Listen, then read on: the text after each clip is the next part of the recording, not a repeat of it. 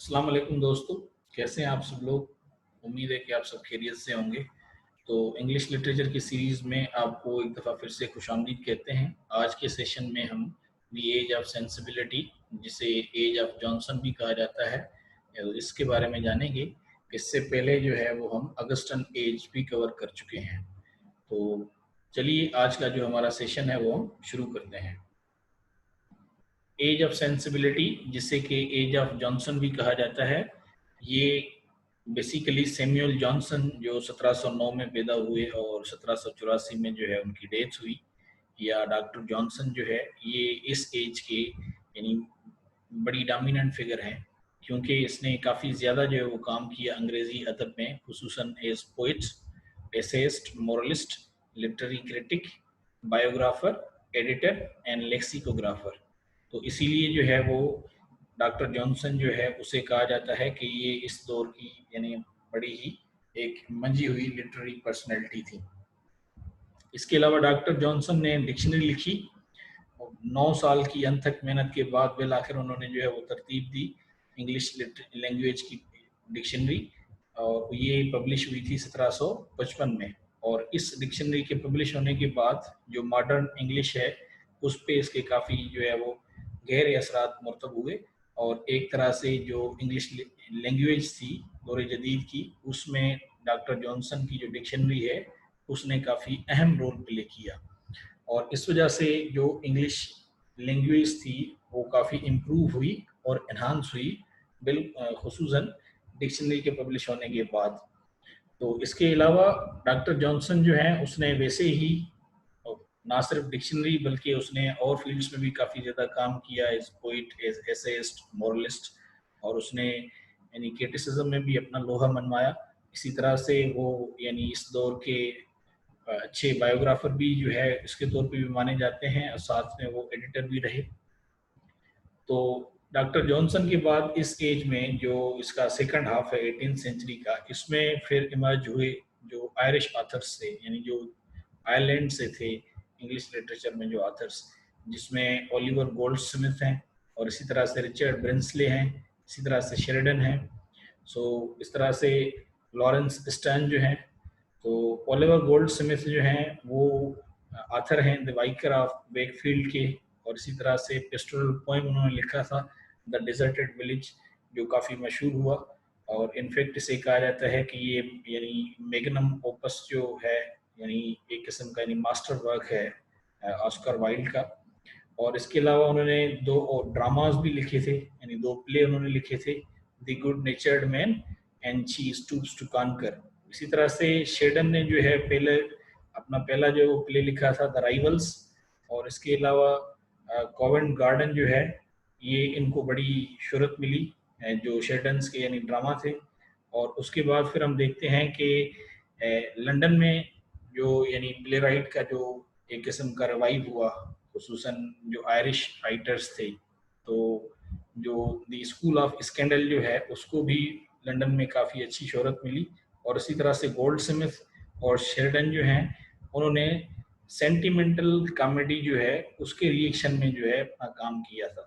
तो जो sentimental comedy है जिसमें जज्बात का इजहार होता है, तो ये एक किस्म का यानी आप समझ लें कि रिएक्शन था जो रेस्टोरेशन कॉमेडी कॉमेडी स्टाइल था उसके अगेंस्ट में। तो ये एक किस्म की नई जो है वो यानी प्ले राइटिंग इंट्रोड्यूस हुई थिएटर में, जिसको कि सेंटिमेंटल कॉमेडी का नाम दिया गया, कि जिसमें यानी सेंटिमेंट्स थे, यानी इमोशंस थे, और सेंसिबिलिटी जो है उसका आंसर जो है वो दिखाई देता है। तो इसके बाद फिर क्योंकि जो एज ऑफ जॉनसन है उसके बाद ए रोमांटिक एज जो है वो शुरू होती है, तो यानी रोमांटिसिज्म के असरात जो हैं वो यहाँ पे वाज़िह थे।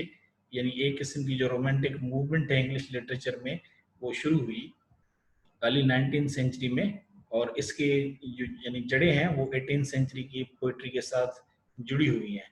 साथ में जो गॉथिक नावल यानी जो डरावना नावल जो है वो भी इस एज में जो है वो स्टार्ट हुआ, और इसके अलावा जो ग्रेवयार्ड पोइट्स हैं वो भी हमें इस एज में मिलते हैं।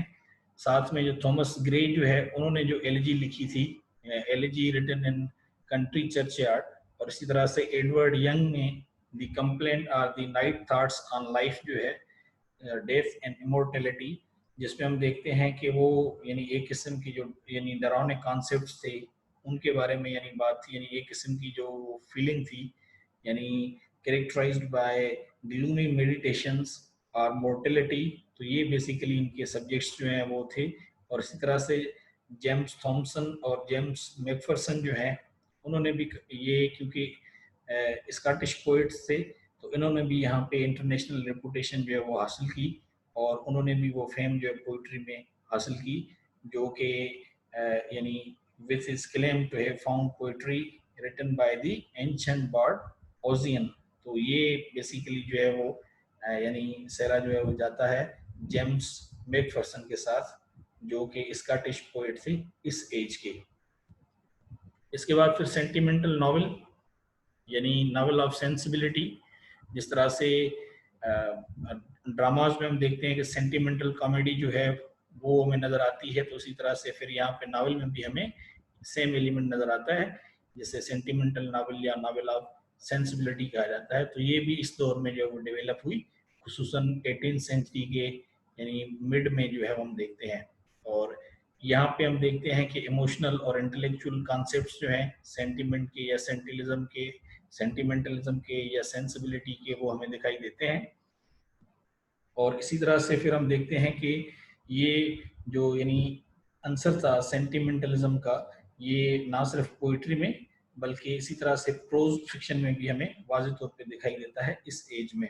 और ये एक किस्म का यानी आप कह लें कि इन अ वे एक रिएक्शन था जो हम देखते हैं रैशनलिज्म ऑगस्टन एज में, क्योंकि ऑगस्टन एज जो है वो बेसिकली उसकी जो थीम है वो रैशनलिज्म थी, क्योंकि वो एज ऑफ एनलाइटमेंट या उसे एज ऑफ रीजन भी कहा जाता है। इसी तरह से जो यानी इस एज के जो यानी मशहूर सेंटिमेंटल नॉवेल्स हैं इंग्लिश में, उसमें सैमुअल रिचर्डसन का पामेला और द विर्च्यू रिवार्ड, और इसी तरह से ओलिवर गोल्डस्मिथ का वाइकर ऑफ वेकफील्ड, इसी तरह से लॉरेंस स्टर्न्स का डेस्ट्रम शैंडी, और इसी तरह से हेनरी मैकेंजी का द मैन ऑफ फीलिंग। ये यानी इस एज के मशहूर सेंटिमेंटल नॉवेल्स जो है वो कहलाते हैं। तो इसके अलावा फिर हम देखते हैं कि इसमें जो यानी एडमंड बर्के हैं, उन्होंने भी काफ़ी ज़्यादा काम किया, और philosophical inquiry into the origin of our ideas of the sublime and beautiful. इसकी वजह से जो है वो एडमंड बर्क जो है उन्हें काफ़ी ज़्यादा जो है वो शोहरत मिली। और इसके साथ साथ फिर हम इस एज में देखते हैं एक किस्म की जो इंडस्ट्रियल और एग्रीकल्चरल जो रेवोल्यूशंस हैं वो शुरू हुए, जो आगे जाके उन्होंने काफ़ी ज़्यादा इम्पेक्ट भी किया रोमांटिक मूवमेंट में ब्रिटेन में। और इसी तरह से फिर 18th सेंचुरी की लास्ट में हम देखते हैं होरेस वालपोल्स के जो है द कैसल ऑफ ओट्रेंटो, और ये भी एक यानी गॉथिक फिक्शन था, जिसमें बिल्कुल यानी एक किस्म का हॉरर भी है और इसी तरह से रोमांस के एलिमेंट्स भी हैं। और इसी तरह से एन रेडक्लिफ, उन्होंने भी जो है वो यहाँ पे काम किया और गॉथिक विलन जो है वो उन्होंने डेवलप किया। और इसी तरह से फिर बायरन हीरो जो है, और साथ में द मिस्ट्रीज ऑफ ओडल्फो जो है, ये हम देखते हैं कि इस एज में जो गॉथिक नावल है इसमें ये चीज़ें काफ़ी ज़्यादा जो है वो हमें दिखाई देती हैं। तो ओवरऑल जो यानी गॉथिक नावल है वो इस एज में जो है वो डोमिनेंट भी रहा। ये एक न्यू एलिमेंट था नावल में जो इंट्रोड्यूस हुआ, जिसमें यानी एक किस्म का डर, हॉरर और साथ में रोमांस जो है वो दोनों एक साथ जो है वो दिखाई देते हैं। और साथ में ही इंडस्ट्रियल रेवोल्यूशन और एग्रीकल्चरल रेवोल्यूशन जो है वो स्टार्ट यहाँ पे हुआ, यानी एक किस्म की माइग्रेशन का प्रोसेस जो है वो स्टार्ट हुआ कि लोग जो है वो रूरल एरिया से माइग्रेट करना स्टार्ट हुए टुवर्ड्स अर्बन एरियाज।